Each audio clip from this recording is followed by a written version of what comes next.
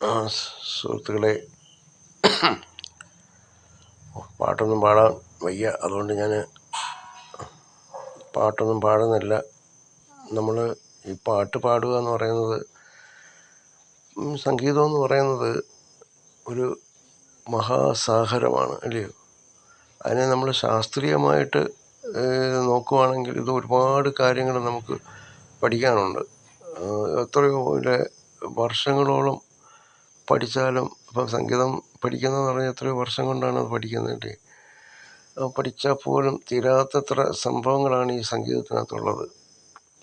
പക്ഷെ നമ്മളിതൊന്നും മനസ്സിലാക്കിയിട്ട്, നമുക്ക് അതിൻ്റെ ശാസ്ത്രീയ വശങ്ങളോ ഒന്നും മനസ്സിലാക്കിയിട്ടല്ല. നമ്മളൊരു പാട്ടെന്ന് പറയുന്നത്, നമ്മളൊന്നും പാട്ട് പാടുകയല്ലല്ലോ, നമ്മൾക്ക് പക്ഷെ സംഗീതം നമ്മുടെ ഉള്ളിലുണ്ട്.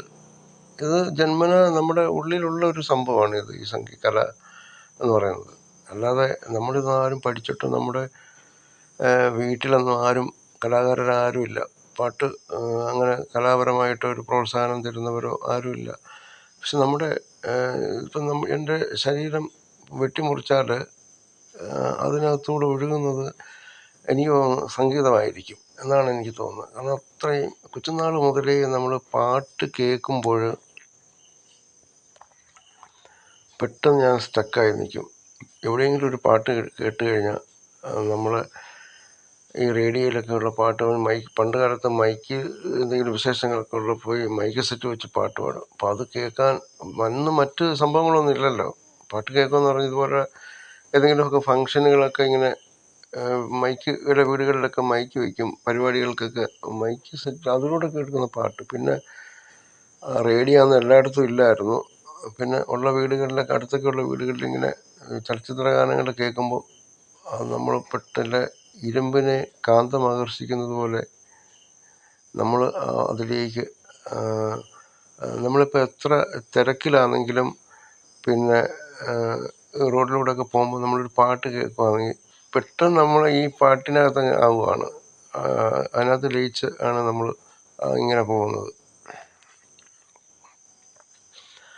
അപ്പോൾ സംഗീതം അതാണ് എന്ന് പറഞ്ഞാൽ മഹാ അത്ഭുതമായത്.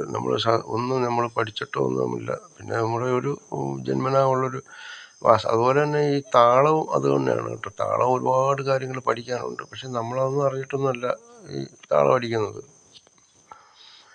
പിന്നെ നമ്മുടെ വീട്ടിൽ പിന്നെ എന്ന് പറഞ്ഞാൽ അമ്മയ്ക്ക് പാടുമായിരുന്നു. അമ്മ പാടുമെന്ന് പറഞ്ഞാൽ അങ്ങനെ അതൊരു കലാപരമായിട്ടുള്ളൊരു ഇതായിട്ടല്ല.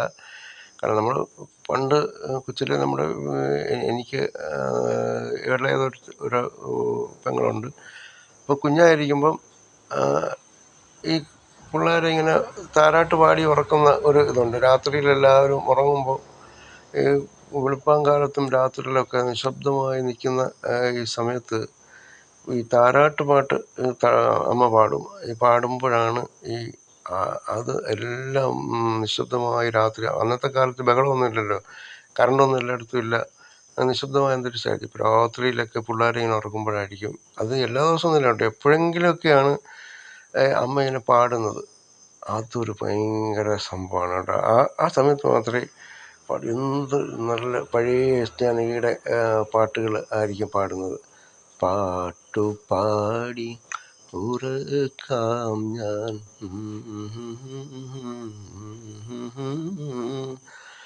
ആ പാട്ട് ഇങ്ങനെ പാടുമ്പോൾ നമ്മളത് സർവം മാറും. നമ്മൾ ഉറക്കത്തിലായിരിക്കെങ്കിലും ഇതിങ്ങനെ കേട്ട് കിടക്കുക, എന്തൊരു സുഖമാണെന്നറിയാമോ. അതുപോലെ പിന്നെ വേറൊരു പാട്ടുണ്ടായിരുന്നു അമ്മ പാടുന്നത്. അത് ജാനകി പാടിയ പാട്ട്, അതിൻ്റെ വരികളെന്ന് പറയുന്നത് ഞാൻ മറന്നുപോയി കേട്ടോ. നല്ല അതുപോലുള്ള പാട്ടുകൾ അതായിരുന്നു എൻ്റെ സംഗീതത്തിൻ്റെ അതുകൊണ്ടൊക്കെ ആയിരിക്കും ചെറിയ കഴിവുകൾ നമുക്ക് കിട്ടിയത്. പക്ഷെ അവരാരും പിന്നെ ഈ പാടുന്ന അമ്മ തന്നെ പകലൊന്നും ഒരു മൂളിപ്പാട്ട് പോലും പാടത്തില്ല. അതാണ് രസം. അല്ലാത്ത സമയങ്ങളിൽ പാടത്തേ ഇല്ല. ഈ താരാട്ട് പാടുന്ന അത് ചില ദിവസങ്ങളിൽ മാത്രമേ ഉള്ളൂ കേട്ടോ. അങ്ങനെ ഇപ്പം നമ്മൾ യാത്ര ചെയ്യുമ്പോഴൊക്കെ ബസ്സിൽ പാട്ട് കേൾക്കുന്നുണ്ടല്ലോ. ഞാൻ പാട്ടുള്ള ബസ്സുണ്ടെന്ന് പറഞ്ഞാൽ എനിക്ക് ഭയങ്കര സന്തോഷമാണ്. കാരണം പിന്നെ നമുക്ക് യാത്ര പിന്നെ ബോറല്ല. നമ്മൾ ആ പാട്ടിൽ ഇങ്ങനെ പോകും. ഇപ്പോൾ തിരുവനന്തപുരത്ത് നിന്നൊക്കെ വരുമ്പം ഇപ്പം ട്രാൻസ്പോർട്ടിലാണെങ്കിലും KSRTCയിലാണെങ്കിലും നമ്മൾക്ക് പാട്ടിടുന്നത് വലിയൊരു കാര്യമാണ് കേട്ടോ. എല്ലാ ബസ്സിലൊന്നുമില്ല, ചില ബസ്സുകൾ ഇരുന്ന് നമ്മൾ ബോറടിച്ചാണ് തിരുവനന്തപുരം മുതൽ പൊള്ളൂർ വരെ വരാണ്. പക്ഷെ പാട്ടുണ്ടെങ്കിൽ നമ്മൾ അതിങ്ങനെ ലയിച്ച് നമുക്ക് ബോറടിക്കത്തേയില്ല, നമ്മൾ സമയം പോകുന്ന അറിയത്തേയില്ല. ഞാനിങ്ങനെ അത് ശ്രദ്ധിച്ചങ്ങിരിക്കും, അങ്ങനെയാണ്. പക്ഷേ ഈ തമിഴ്നാട്ടിൽ ഒരു ദിവസം ഞാൻ പോയ ഒരു അനുഭവം ഉണ്ട്. തമിഴ്നാട്ടിൽ, അതായത് ഞാൻ ഈ ഒരു ബുദ്ധക്ഷേത്രത്തിൽ മധുരയിൽ പോയിട്ടുണ്ടായിരുന്നു. അതിനെക്കുറിച്ചൊക്കെ ഞാൻ പിന്നെ പറയാം. പക്ഷെ അങ്ങനെ മധുരയിൽ നിന്ന് ചെങ്കോട്ടയിലേക്ക് എനിക്ക് വന്നപ്പോൾ ഞാൻ ബസ്സിലാണ് വന്നത്, തമിഴ്നാട്ടിൽ. അപ്പം തമിഴ്നാട്ടിൽ ബസ് വരാൻ നല്ല ഒരു ഇതാണ് കേട്ടോ. ചൂട് കാലാവസ്ഥ ഉണ്ടെന്നുള്ളതേ ഉള്ളൂ. ഗ്രാമങ്ങളിലൂടെ പ്രത്യേക ഗ്രാമീണ സൗന്ദര്യമാണ് ഈ തമിഴ്നാടിനുള്ളത്. ഈ വരുമ്പം അത് പാട്ട് വെച്ചുകൊണ്ടാണ് വരുന്നത്. ചില TV കാണും. ഞാൻ വന്ന ബസ്സിൽ പാട്ട് മാത്രമേ ഉള്ളായിരുന്നു, ഓഡിയോ. അപ്പോൾ നല്ല പാട്ടുകളാണ് കേട്ടോ, പഴയ പാട്ടുകളിങ്ങനെ വെച്ച് കേൾക്കാൻ. MGRൻ്റെയൊക്കെ കാലത്ത് സൗന്ദരരാജൻ്റെയും ഒക്കെയുള്ള പാട്ടുകളാണ് കാലത്തുള്ള പഴയ പാട്ടുകൾ. അതുപോലെ തന്നെ പിന്നെ വേറൊരു നടനുണ്ടായിരുന്നല്ലോ, പേര് മറന്നുപോയി. അവരുടെയൊക്കെ കാലത്തുള്ള പാട്ടുകൾ ഇങ്ങനെ വെച്ച് അത് കേട്ടുകൊണ്ട് ഇങ്ങനെ വരാൻ ഭയങ്കര സുഖമാണ് തമിഴ്നാട്ടിൽ. പക്ഷേ ഒരു കാര്യമുണ്ട്, എന്താണെന്ന് വെച്ചാൽ തമിഴ്നാട്ടിൽ എപ്പോഴല്ല കേട്ടോ, പണ്ടത്തെ കാര്യം ഞാൻ പറയുന്നത്. തമിഴ്നാട്ടിലൂടെ ഇങ്ങനെ ഗ്രാമത്തിലൂടെ ഇങ്ങനെ വരുമ്പം ഈ ആൾക്കാർ അവിടെ ഗ്രാമങ്ങളിലൊക്കെ ആൾക്കാർ കയറും. ഈ കയറുമ്പോൾ അവർ ഇങ്ങനെ വട്ടിയും കൊട്ടയും സാധനങ്ങളൊക്കെ കൊണ്ടാണ് കയറുന്നത്. ഇങ്ങനെ കയറിക്കഴിഞ്ഞാൽ ഇവർ കയറിക്കഴിഞ്ഞാണ്ടല്ലോ, ഒരു ഭയങ്കര സംസാരമാണ് ബസ്സിലിരുന്ന്, ഭയങ്കര സംസാരമാണ്. അത് തമിഴരുടെ ശബ്ദം എന്ന് പറഞ്ഞാൽ നമ്മളെക്കാട്ട് ഭയങ്കര ശബ്ദമാണ് അവർക്ക്. വോയിസ് ഭയങ്കര ഇതായിട്ട് പവറുള്ള വോയിസാണ്. പെണ്ണുങ്ങളായാലും ആണുങ്ങളായാലും ഭയങ്കര ഉറച്ചാണ് അവർ കാര്യം പറയുന്നത്. അപ്പം ഞാനൊരു ഇങ്ങനെ ഒരു സ്ഥലത്തൂടെ ഇങ്ങനെ വന്നപ്പം കുറേ ആൾക്കാർ ഇങ്ങനെ കയറിയിട്ട് ഇവരെല്ലാം കൂടെ സംസാരിക്കുകയാണ്. നോക്കിയപ്പം ബസ്സിൻ്റെ ഇരിക്കുന്ന സീറ്റിൽ ഇരിക്കുന്നവരെല്ലാം പരസ്പരം അങ്ങോട്ട് സംസാരിക്കുന്നു. ഞാൻ മാത്രമേ ഉള്ളൂ നിശബ്ദമായിട്ടിരിക്കുന്നത്, എന്നിട്ട് നല്ല പാട്ടും കേൾക്കുന്നു. അപ്പോൾ എനിക്ക് തോന്നിയെന്ന് പറഞ്ഞാൽ ഈ കാക്കക്കൂട്ടിൽ കല്ലെറിയുമ്പോൾ ഉള്ള അവസ്ഥയാണ്. ചിലപ്പോൾ കാര്യം പറയുക, പാട്ട് ഇങ്ങനെ അതിൻ്റെ ഇടയ്ക്ക് കൂടെ പാട്ട് വരുന്നു. പാട്ടൊന്നും ആരും കേൾക്കുന്നില്ല, ഞാൻ മാത്രം പാട്ട് ശ്രദ്ധിക്കുക. എനിക്ക് പാട്ട് ശ്രദ്ധിക്കാനും പറ്റുന്നില്ല. അങ്ങനെ തമിഴ്നാട് ഇതിങ്ങനെ ഒരു പല സ്ഥലങ്ങളിലൂടെ പോകുമ്പോഴും ആൾക്കാരിങ്ങനെ കയറുന്നു ഇറങ്ങുന്നു. ഇവരെല്ലാം ഇങ്ങനെ സംസാരമാണ് ഭയങ്കര. പക്ഷെ നമ്മുടെ കേരളത്തിലെ ബസ്സുകളിൽ നമ്മൾ യാത്ര ചെയ്യുമ്പം നമ്മളത്രയൊന്നും സംസാരിക്കുന്നില്ല. വളരെ അപൂർവമായിട്ടാണ് ഉറച്ച് ആൾക്കാർ ബസ്സിലിരുന്ന് കാര്യം പറയത്തുള്ളൂ. അതും പിന്നെ ഫോണിങ്ങനെ വെച്ചിട്ട്, മൊബൈൽ ഫോൺ വെച്ച് അവരുടെ വീട്ടിൽ കേൾക്കുന്ന രീതിയിലേക്ക് സംസാരിക്കുന്ന ആൾക്കാരുണ്ട്. അവിടുത്തെ അവരുടെ കാര്യങ്ങളും പണ്ടത്തെയും പഴയത്തെയും എല്ലാ കാര്യങ്ങളും ഇങ്ങനെ ഫോണിലൂടെ പറഞ്ഞുകൊണ്ടേയിരിക്കും.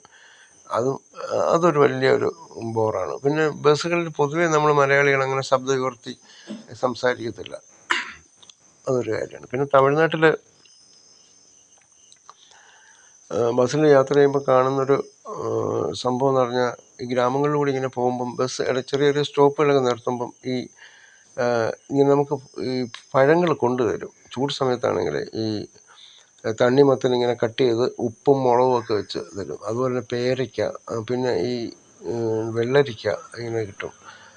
അങ്ങനെ കച്ചവടം ചെയ്യുന്നത് കേട്ടോ. അത് നല്ലൊരു തമിഴ്നാട്ടിൽ മൊത്തം അങ്ങനെ ഉണ്ടായിരുന്നു. ഓരോ സ്റ്റോപ്പ് വരുമ്പോൾ അവിടെ ഇങ്ങനെ ആൾക്കാർ ഇതിങ്ങനെ കൊണ്ട് ഇരിക്കും. നമ്മളെല്ലാം ട്രെയിനിൽ വരുന്നത് പോലെ ഇങ്ങനെ നമ്മുടെ അടുത്തോട്ട് വന്ന് ഇങ്ങനെ ചോദിക്കും, അത് വേണോ വേണമെന്ന്.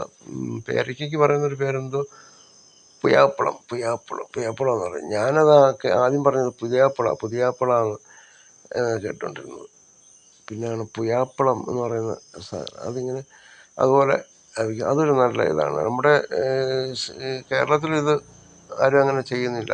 ബസ് സ്റ്റോപ്പുകളിലൊക്കെ ഇങ്ങനെ കൊണ്ടു നടന്നാൽ ചൂട് സമയത്തൊക്കെ ആൾക്കാർ മേടിക്കുമെന്ന് തോന്നുന്നു. അതൊക്കെയാണ് നമ്മുടെ പഴയ ഒരു ഓർമ്മകൾ. ഞാനിങ്ങനെ വയ്യാതെ ഇങ്ങനെ കിടന്നപ്പം പറഞ്ഞതേ ഉള്ളൂ. ശരി.